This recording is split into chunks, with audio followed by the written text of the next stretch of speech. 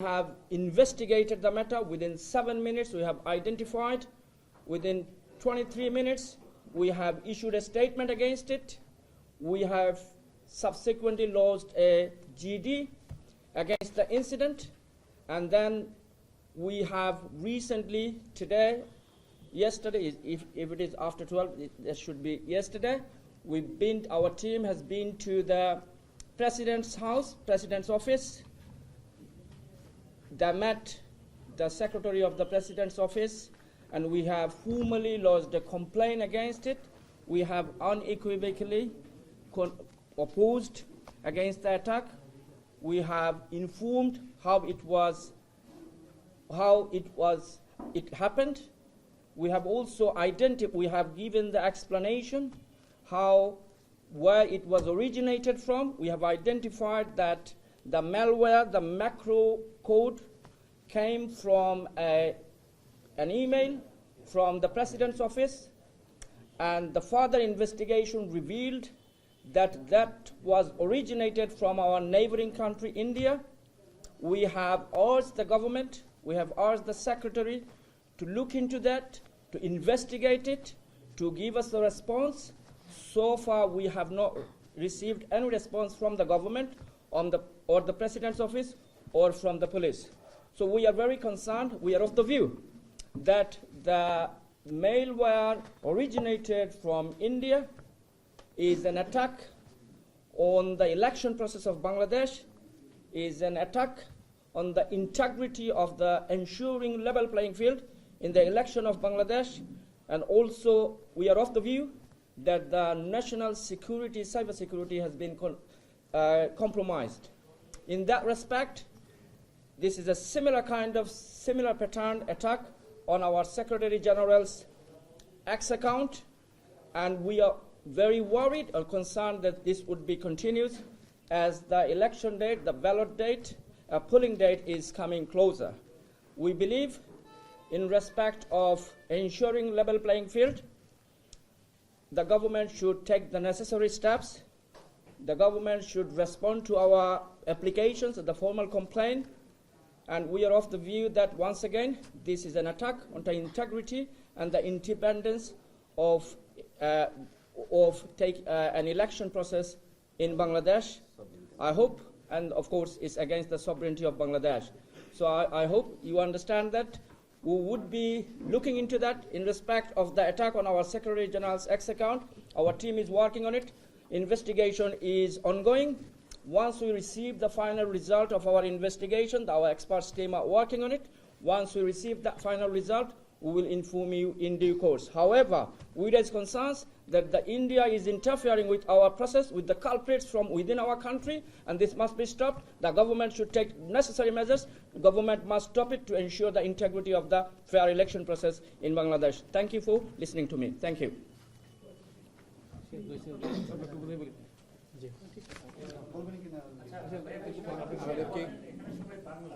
Okay, deliberation in Bangla will be taking place now. Okay. Thank you. আপনাদের সাথে আমার আজকে সন্ধ্যায় একবার দেখা হয়েছে অনেকের সাথেই। সো সবাইকে ধন্যবাদ এবং সালাম। আসসালামু আলাইকুম রাহমাতুল্লাহ।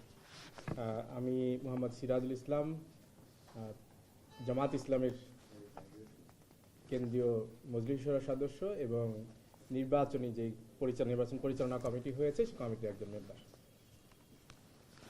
সো এতক্ষণ যেটা বললেন সেটা আপনারা বুঝতে পেরেছেন। আমি সেখান থেকে অল্প কয়েকটি সংক্ষেপে বিষয় বলতে চাই। সেটা হচ্ছে, আপনারা জানেন যে সম্মানিত আমিরে জামাত ডাক্তার শফিকুর রহমানের অফিসিয়াল টুইটার অ্যাকাউন্ট গত 31 তারিখ বিকেল বেলায় হ্যাকড হয়েছিল এবং সেখানে পোস্ট হয়েছিল। সেটা আমরা আমাদের জায়গা থেকে আমরা সলভ করার জন্য চেষ্টা করেছিলাম। সেই বিষয়গুলো আপনাদের জানা আছে। তো আমরা এটাও বলেছিলাম যে আমাদের অফিসিয়াল মেইল অ্যাড্রেস এর মাধ্যমে ম্যালওয়্যার এসেছিল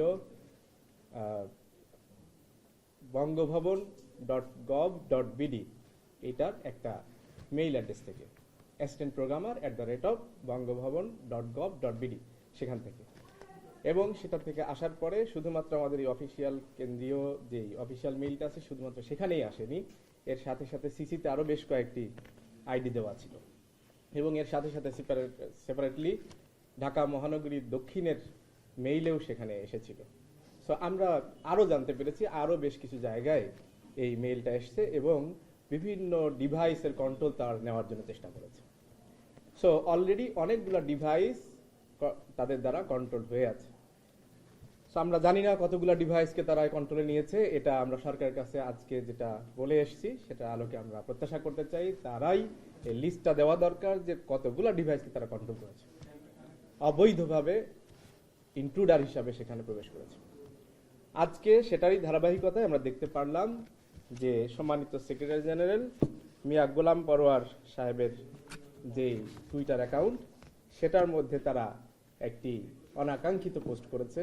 আমিরে জামাতের ওখান থেকে অ্যাকাউন্ট থেকে যেই পোস্টটা করেছিল সেটারই একটা নিজের মতো করে ব্যাখ্যা করে, আমরা 1-2-3 দিন ধরে যেভাবে বলে আসছি যে সে কথাগুলো আমাদের ছিল না, কিন্তু সেটার একটা নিজের মতো করে ব্যাখ্যা দাঁড় করে তারা এখানে পোস্ট করেছে।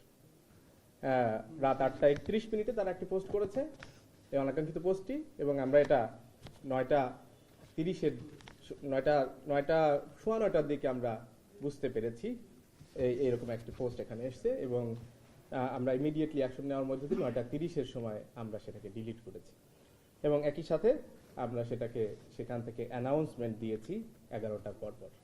সো সেই জিনিসটাই আপনাদেরকে আজকে বলার জন্য আমরা এখানে ডেকেছি, অনুরোধ করেছি আসার জন্য যে এই পোস্ট যেটা দেওয়া হয়েছিল আজকে সেটা আমাদের কোনো কথা নয়, আমাদের কোনো বক্তব্য নয়।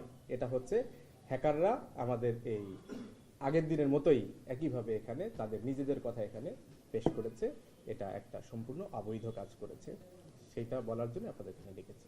এবং আরেকটা জিনিস উনি যেটা উল্লেখ করেছেন আমি রিপিট করতে চাই, সেটা হচ্ছে আমরা যেই ল্যাব রিপোর্ট আগের ইনসিডেন্টসের ক্ষেত্রে ল্যাব রিপোর্ট কালেক্ট করেছিলাম, সেটার আরেকটা ল্যাব রিপোর্ট আমরা deep forensic analysis report collect করেছি, এবং সেটার মধ্য থেকে আমরা দেখতে পেরেছি সেটা হচ্ছে প্রথম অরিজিন মেইল বক্স, এটা হচ্ছে এখানে bcc.gov.bd সেখান থেকে ইয়ে করা ইন্ট্রোডিউস হয়েছে, এবং সেখানে এই যে একটু আগে যেটা বলেছিলাম যে বঙ্গভবন.gov.bd সেটার মানে সার্ভার আসলে এইখানে রাখা, বিসিসির এখানে রাখা। সো সেখান দিয়েই আসলে এসছে, আমরা এবারে একটা প্রমাণ পেলাম, এবং সেটার মধ্যে দিয়ে ঘুরে বিভিন্ন পর্যায়ে দিয়ে এসে ফাইনালি রিসিপিয়েন্টের এখানে এসছে। সো এবং একই সাথে ওই যে ম্যালওয়্যারটা, সেই ম্যালওয়্যারটা আমরা আরো অ্যানালাইসিসের মধ্যে দিয়ে পেয়েছি, সেই ম্যালওয়্যারটা originated from neighbouring country India থেকে এটা অরিজিনেট হয়েছে, অর্থাৎ সেই ম্যালওয়্যারটা তারা ইন্ট্রোডিউস করেছেন এবং সেটাকে পরবর্তীতে আমাদের দেশের মধ্যে এইভাবে আমি যেটা বললাম সেভাবে করে আমাদের এই ডিভাইসের মধ্যে এসছে।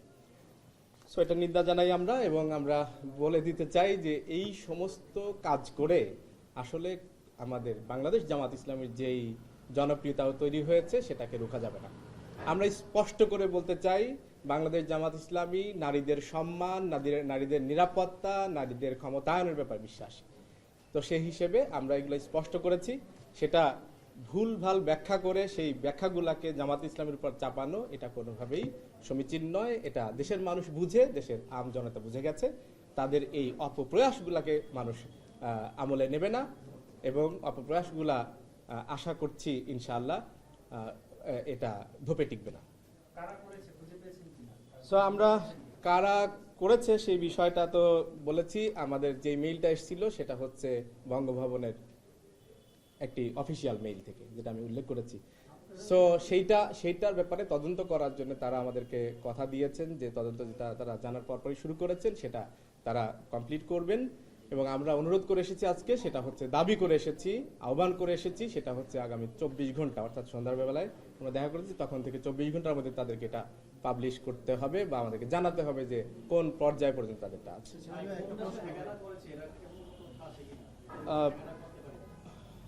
হ্যাকাররা তো আমরা এখন পর্যন্ত যা বুঝছি তাকে ওই মেইলের হোল্ডারকেই আমরা দোষারোপ করতে পারি।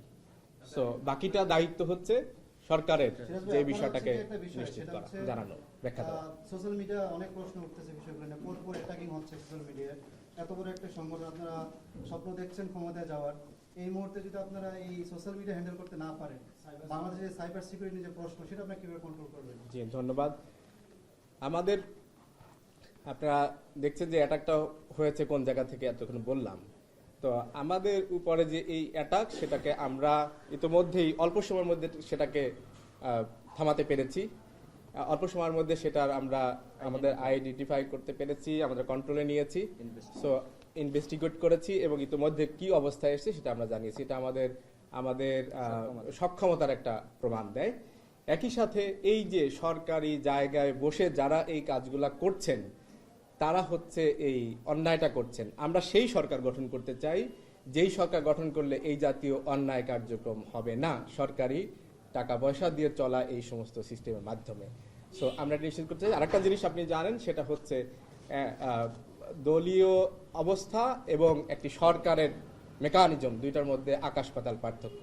সো আমরা ইনশাআল্লাহ গভর্নমেন্টে গেলে আমরা সেই জায়গা থেকে অবশ্যই এই বিষয়টা নিশ্চিত করতে পারবো যে আমাদের এই সমস্ত মেকানিজম যেগুলো রয়েছে সেগুলা সৎ ব্যবহার করা হবে, অসৎ উদ্দেশ্যে কোনো রকম ব্যবহার করা হবে না, হতে দেওয়া হবে। আইনগত ব্যবস্থা আমরা যেহেতু আজকে তাদেরকে বলে এসেছি এবং আমরা মামলার জন্য অলরেডি প্রস্তুতি নিয়েছি, আমরা খুব দ্রুততার সাথে আমরা মামলা করবো ইনশাআল্লাহ। দুটো বিষয়, প্রথমত আপনাদের একটা অ্যাকাউন্ট হ্যাক হলো, তখন আপনারা বলছিলেন যে একটা ইমেইলের মধ্যে থেকে এটা হ্যাক হলো। নতুন করে আবার সেক্রেটারি জেনারেল এটা কিভাবে হ্যাক হলো, তিনি কি কোথাও ক্লিক করেছে? সেটাই আমরা এখন ইনভেস্টিগেট করছি। যে যেহেতু আপনারা জানেন যে এই জাতীয় বড় ফিগার যারা থাকেন তাদের নিজের অ্যাকাউন্টটা নিজের পক্ষে পরিচালনা করাটা কঠিন। তো সেক্ষেত্রে তাকে সহযোগিতা করার জন্য একাধিক ব্যক্তি এখানে টিম থাকে, সেই টিমের কোনো না কোনো আইডির মাধ্যমে এটা হয়ে থাকতে পারে এবং হয়েছে বলে আমরা ধারণা করছি, কারণ আগেরটাও একই রকম ইনসিডেন্ট ঘটেছে। অল্প সময়ের ব্যবধানে আমরা আসার কারণে সেটার বিস্তারিত আমরা এখন আনতে পারিনি, কিন্তু আমরা এখন পর্যন্ত এই সেক্রেটারি জেনারেলের যেটা হ্যাক হয়েছে সেটার ব্যাপারে আমরা ইনভেস্টিগেশনের মধ্যে রেখেছি। খুব দ্রুততার সাথে আমরা ইনশাআল্লাহ সেটা বের করে ফেলতে পারবো। তবে এই অত অল্প সময়ের মধ্যে তো সেটা বের করাটা মানে কমপ্লিটলি জানাটা কঠিন। আমরা যেটুকু জানাবো সেটুকু ইনশাআল্লাহ দায়িত্ব নিয়ে জানাতে চাই। সো আন্দাজের উপর আমরা কোনো কিছু বলতে চাই না, আমাদের অথেন্টিক কথাগুলো আমরা বলতে চাই। আপনি একটা কথা বলছিলেন যে ভারতের সার্ভার আছে, এই কথা বলছিলেন যে বিসিসি এর যে সার্ভারটা সেটা ভারত। নো, সেটা বলি নাই। বিসিসি এর সার্ভার ম্যালওয়্যারটা অরিজিনেটেড ফ্রম ইন্ডিয়া। ইন্ডিয়াতে এই ম্যালওয়্যারটা প্রস্তুত করা হয়েছে, সেটা বাংলাদেশে এসে প্রথমে এখানে অরিজিন মেইল বক্সটা হচ্ছে যে nembox06.bcc.gov.bd এখানে এই সার্ভার থেকে তারপরে এসছে। সো এটা একটা সরকারি সার্ভার এবং এখানেই আপনার হচ্ছে যে গণভবন.gov.bd সেটা তাদের সার্ভারটা এখানে আছে। সো এইবারকার সার্ভার তো আমি বলেছি যে এখনো আমরা ইনভেস্টিগেশন করছি।